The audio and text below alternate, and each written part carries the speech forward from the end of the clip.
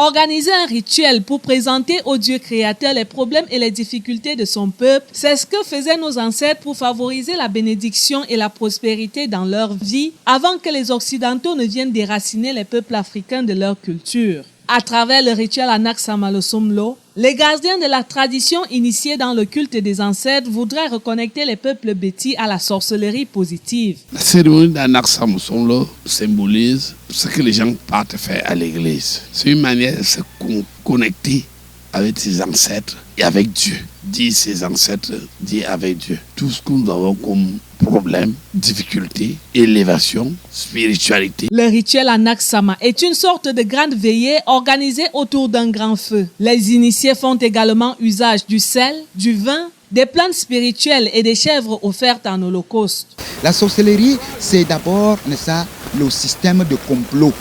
C'est-à-dire que ceux-là qui peuvent se réunir 2 ou 3 pour lutter pour une cause ou alors pour une idéologie. C'est ça qu'on appelle la sorcellerie.